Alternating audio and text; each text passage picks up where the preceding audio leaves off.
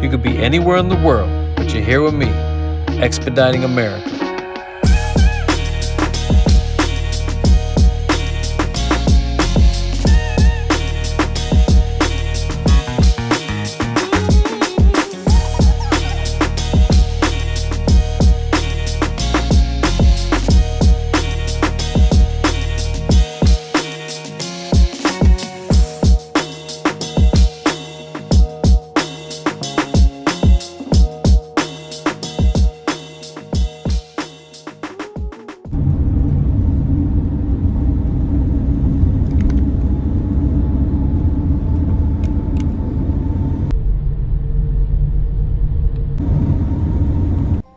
Hello and welcome back to another episode of Expediting America.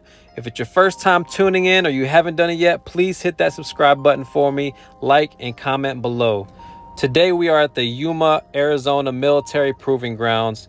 And a question I get asked a lot is, do I ever use my TWIC card, my Transportation Worker Identification Card? And the answer is I don't use it much, but today we are using it.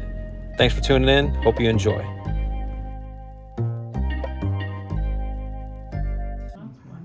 Stand in front of the camera. Ready, 1, 2, 3. Okay. And then Thank you.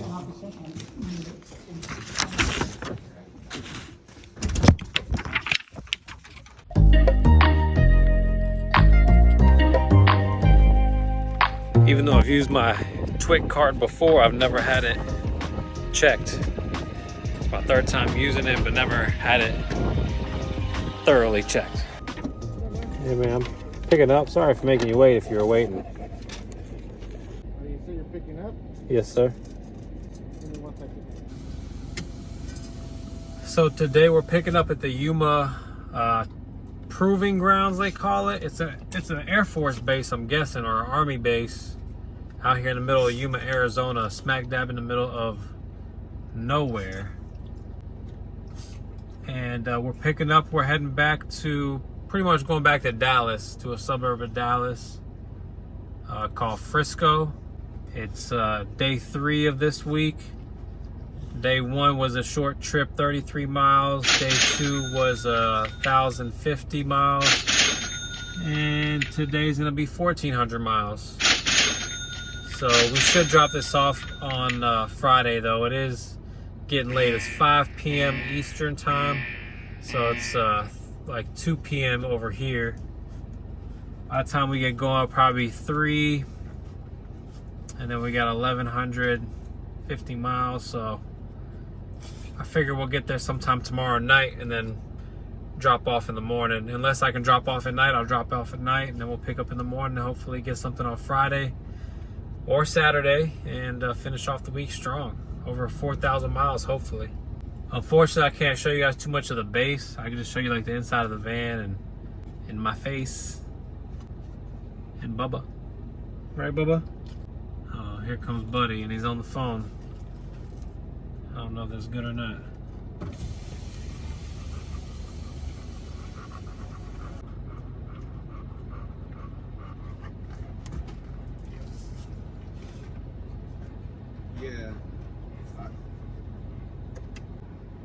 Yeah, if you want to come talk to him.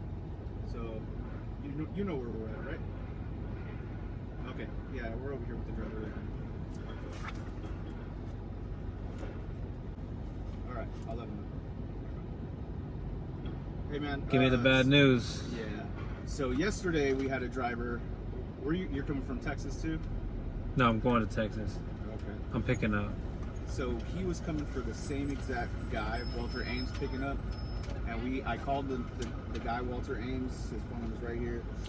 He has nothing for you guys. So we don't know where the confusion's happening, who's putting in tickets for things to be picked up, but he says he's going to be on his way over here in like 20 minutes to try to figure out what the heck's going on. So I don't know if you want to sit tight and... Oh yeah, I want to sit tight. Yeah.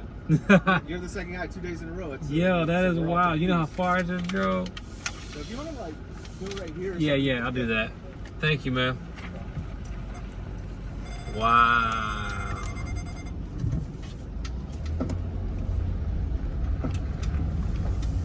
This isn't good.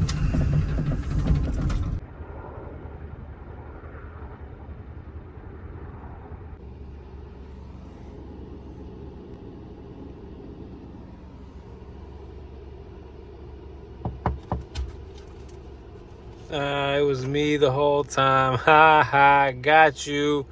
Nobody's there. Can't be a tough guy for nobody.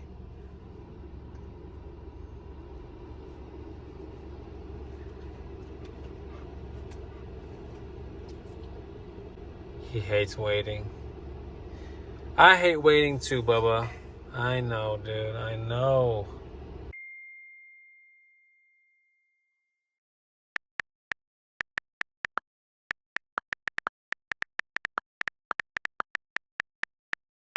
Current temperature right now, 109 degrees during the daytime. At this point, I'm wondering how they made the mistake multiple times to send people out here, then get turned down, and to still send me out here. Like I didn't get that. The one thing that really sucks about layovers in towns like this is you just got to stay in your van. You know, there's no hotels, there's nothing out here except for you, the van, and the desert. Are you Walter? Yeah. How you doing, man? I know where the stuff is at. There's two. Do you have a pallet jack and a hydraulic gate, or any way we get this stuff into the truck? No. It's about a 2-man lift. Yeah, I mean, he doesn't do nothing, so. And I prefer not to lift that shit up at almost 63. Yeah, no, I hear you. You look like you're 45, but I What? said you look like you're just... Come on now, don't be now. You're just trying to get something done. Yeah, so they're saying to come back tomorrow. No, we can get it today, but I figure a way to get it in your damn truck. Yeah. You have the bill of lading and all that? Yeah, I got that. Yeah. The 2 containers? Bubba, sit. What kind of dog is it? He's a Border Collie pit mix. No, you know what? That's the second one I've seen that I fell in love with. Yeah. Border Collie. Yeah, they're beautiful. Yeah, he's the best. Is he? Yeah. Bubba, back up. Yeah, I'm a good guy. Just remember, right? Yeah, he's happy. He's friendly with everybody. No, they're beautiful. I want to get me one of them. You can find people that have those breeds? Nah, I've never seen. Well, I've seen some that look similar, but. Well, maybe it was. No, I think it was a healer, a Queensland healer pit bull. Yeah, probably. Yeah. All right. So how are we going to get to see your truck? That's the question. I can get us to it. Let's see, 250 pounds. How big is it? Do you know? Probably about a 4 to 5 man lift. Oh yeah. I don't know. Let me talk to them. Are you gonna be far? No, I'll take you where the gear's at, and I can get it in. It's in a locked-in fenced yard by my office. I just want to talk to them, see what they're willing to pay me, because I don't touch freight unless they pay me for it, you know. So You don't load? yeah, I don't do that unless they pay me for it, man. What if I call them Because up? they don't pay me nothing already. What if I called them up and told them to come out and meet us there to get it in the truck? If I could get us figure about 4 guys. Yeah, I mean, if they can load me up, I'll take it. You know, of course. Okay, let me call them. All right, thank you, Walter. I'm parked right there, so I'm gonna see my truck get out of the wind and try to make some calls. No problem, my friend. I'll be here. All right. So dispatch and Landstar said to come back tomorrow and pick it up and get a layover. This guy Walter just said I can get to it today, but I gotta lift it a little bit. Oh my god. This guy just started hauling ass out of nowhere. I wish I could show you guys his base. It's pretty cool in the middle of nowhere. Some type of big blimp in the air over there. Maybe a Chinese spy balloon. I'm trying to catch up with this guy though. He just hit the gas. Dispatch for GTMM just hit me up and said they'd give me $150 for a layover. And I don't know, I really don't want to sit here in the middle of the desert, like just waiting. You know, it's not something I want to do. So I'm gonna try to pick this up today. We'll see what happens. Ready? Pull it so you can grab this. Yeah. Heavy. Just trying to get it all the way up. There you go. All right.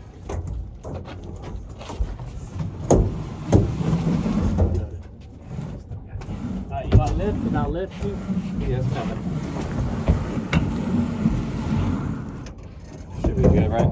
We finally got loaded up, and the way that it came about is GTMM hit me up and they were like, we'll give you $150 for you to stay there and then pick it up tomorrow morning. And then right after I got off the phone with them, Walter, the guy that was helping me at the base, said, you know, we can get you loaded up. It's just the problem is we don't have a forklift operator right now, so we would have to lift it in there. And after he said that, I was like, all right, let me check with my dispatch, see if they'll give me the 150 layover, give me that as a driver assist instead. So I asked them for that, and then after I did that, Walter came back up to me and said, I got some guys to help out. So just full transparency with you guys, I really didn't have to do a lot of heavy lifting. I made it look like I did in the video, but just to show them a little proof.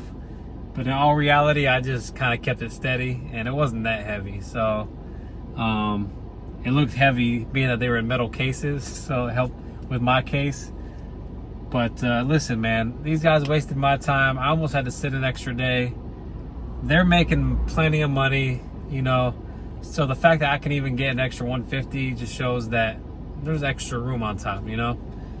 And 150 really isn't substantial to cover my cost for the day of running over here, wasting time, and not getting the load there by Friday. So now I can still get it there by Friday, you know, get another load on Friday.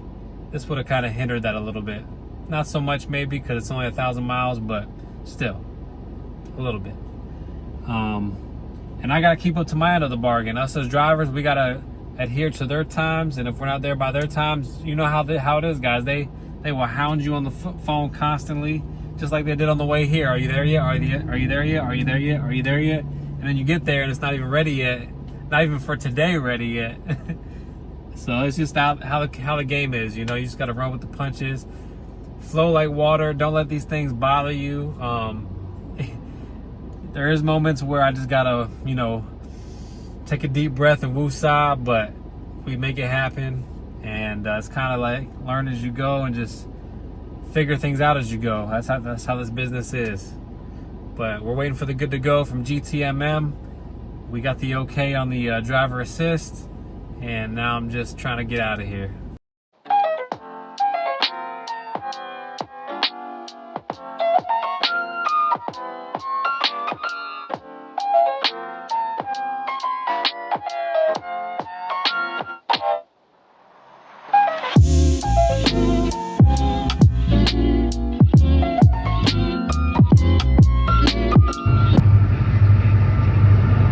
Oh no. Oh no. Oh no. Oh. Whew. That was close.